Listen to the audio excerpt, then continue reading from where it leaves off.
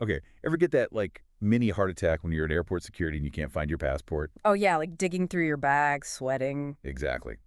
Well, today we're diving into a future where that might be a thing of the past. Digital passports. Oh, interesting. Yeah, we got some fascinating stuff from the International Civil Aviation Organization, the ICAO. The ICAO, they're like the rule makers for international travel, right? Yep, they lay out how this whole digital passport thing could actually work. I'm intrigued. What's the big idea here? Well, it's about way more than just, not having to carry a physical passport. Right. It's about changing how we verify our identity, like fundamentally when we travel internationally. Okay, yeah, that makes sense. I mean, think about all the times you have to show your passport. Oh, it's constant. Airport check-in, immigration, even sometimes just checking into a hotel. Right, all of that. So to get everyone on the same page, let's back up a sec. Okay.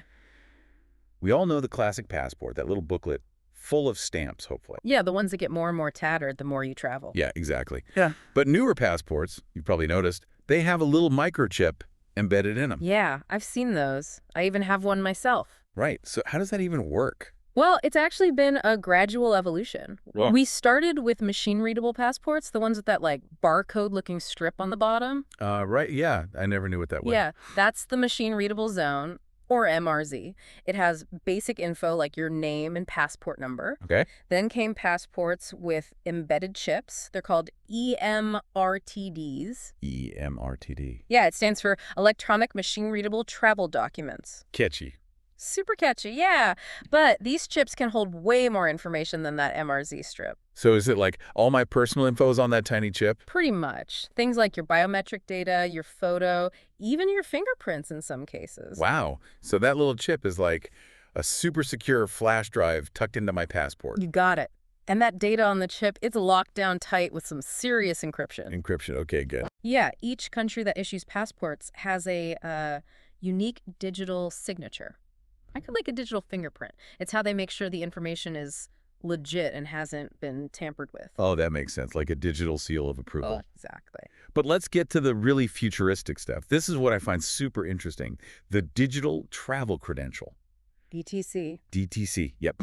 So instead of carrying that physical booklet, imagine all your info securely stored on your phone. Right, like a digital version of your passport. Exactly. And you just, flash your phone at the border? Yeah, it'd be like having your boarding pass on your phone, but for your whole identity. Wow.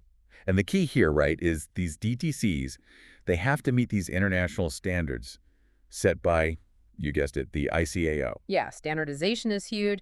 That way, your digital passport should work anywhere in the world. Seamless international travel. That's the goal. So you could travel from, I don't know, like Brazil to Japan, and your digital passport would be recognized at both borders. That would be incredible.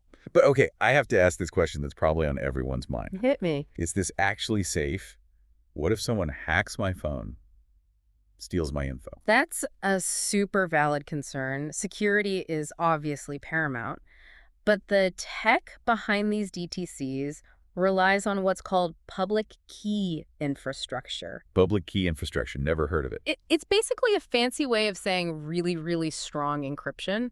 Think of it like a digital fingerprint that verifies it's actually you Okay. and that the data hasn't been messed with. So even if someone were to steal your digital passport data, they couldn't use it. Because it wouldn't match their digital fingerprint. Exactly. Okay, that kind of makes me feel a little bit better. Yeah. But there's this other aspect of digital passports that's just mind-blowing to me. Self-sovereign identity. What in the world is that? Now, this is where it gets really cool. Imagine you have complete control over your digital identity. You decide what information you share and who you share it with. Wow. It puts you in the driver's seat. Yeah, no more handing over your entire driver's license just to prove you're over 21. Exactly. DTCs are actually a big step towards making this self-sovereign identity a reality. So give me like a concrete example. How would this work in real life? Imagine you're renting a car. Right now, you have to show your driver's license, which has all sorts of personal information on it. Right. But with self-sovereign identity, you could just share the specific pieces of information the rental company needs to verify you're eligible to rent. Okay, so like maybe just proof of age and driving record. Exactly. And nothing more. No need to share your address, your birth date, or any other sensitive info. That's amazing. You're in control. Exactly. It's about giving individuals more power over their data. So No more frantically searching for your passport at the airport, seamless border crossings. Plus, you control your own data. Hmm.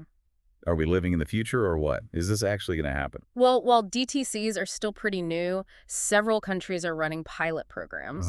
Yeah, and the technology is advancing super quickly. It seems like widespread adoption is, well, it's on the horizon. so that little passport booklet might actually become obsolete someday. It's definitely possible. The ICAO is playing a big role in making sure everything is secure and works smoothly across different countries. That's good because I imagine it'd be chaos if every country had its own system. Total chaos, yeah. So the next time you're, digging through your bag for your passport, just remember, maybe someday soon, you'll just need your phone. And think about all the data you won't have to share unnecessarily. It's pretty amazing. It is, but it also raises some important questions. Like what? Well, as we move toward this new world of digital identity, how do we ensure that everyone benefits? I see what you mean. Like, what about people who aren't that tech savvy or don't have reliable access to technology? Right, the digital divide, that's a big one. Exactly. Those are things we need to think about as we enter this new era. It's a lot to consider, for sure. A lot of exciting possibilities, but also, important challenges to address. Well, you've given us a lot to ponder. Thanks for the deep dive on digital passports. My pleasure. Always fun to chat about the future of travel. And for our listeners, think about it. What would you do if you had complete control over your digital identity?